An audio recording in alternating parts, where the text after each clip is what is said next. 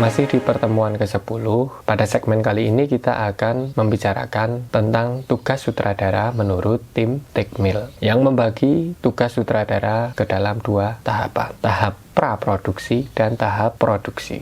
Tugas sutradara pada tahap praproduksi yang pertama adalah menemukan proyek pertunjukan yang tepat. Artinya, dalam menemukan proyek haruslah disesuaikan dengan visi dari seorang sutradara itu sendiri. Bagaimana pencapaian-pencapaian artistik yang dimaui oleh seorang sutradara itu harus selaras dengan cita-cita dari tim secara keseluruhan. Yang kedua adalah membuat visi kreatif mengenai pertunjukan yang akan dilakukan. Seringkali memang sutradara mengawali pekerjaan penyutradaraannya dengan membuat konsep-konsep pertunjukan. Mau dibawa kemana pertunjukan ini, mau dibawa kemana gagasan dari pertunjukan tersebut. Lalu tugas berikutnya adalah membangun tim produksi. Seorang sutradara memang dianjurkan untuk bekerja dengan orang-orang yang kompeten, tetapi juga orang-orang yang mampu memahami visi pertunjukannya atau visi mengenai gagasan dalam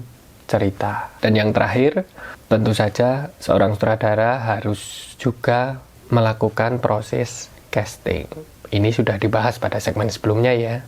Berikutnya, pada tahap produksi, seorang sutradara juga punya tugas. Yang pertama adalah reading atau membaca teks bersama-sama dengan seluruh tim. Seringkali memang kita menemukan gagasan atau memperkuat gagasan yang telah ada itu melalui obrolan-obrolan ketika kita bersama-sama melakukan proses reading pada teks. Jadi proses ini sangat penting, paling tidak ini sebagai perjumpaan awal bagi seluruh anggota tim. Yang kedua adalah pengadeganan. Tentu saja proses ini dilakukan dalam situasi latihan. Berikutnya adalah blocking, yaitu penentuan atau penguncian lokasi permainan. Yang berikutnya, run rehearsal. Kita pahami bahwa rehearsal di sini adalah suatu proses latihan menuju sebuah pementasan. Sedangkan training itu adalah latihan yang mungkin tidak ada bayangan motivasi untuk pertunjukan. Nah, ini harus kita bedakan ya. Kalau rehearsal itu tentu saja sudah ada sesuatu yang dituju, misalnya kita akan mementaskan sebuah pertunjukan 2 bulan lagi, berarti dalam 2 bulan itu kita akan melakukan proses rehearsal. Biasanya memang pertunjukan teater itu diawali dari proses-proses rehearsal yang dijadwalkan dalam jangka waktu tertentu secara bertahap.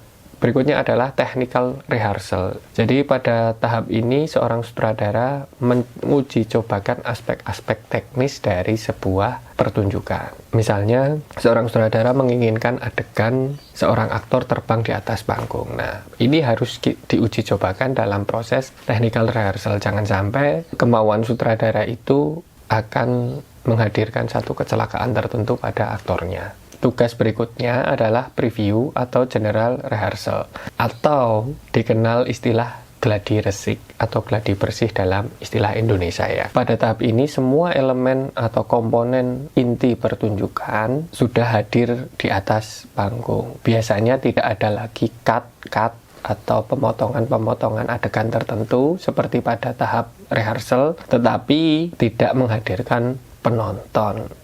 Sampai di sini dulu, kita bertemu di segmen berikutnya mengenai tipe-tipe sutradara. Dah.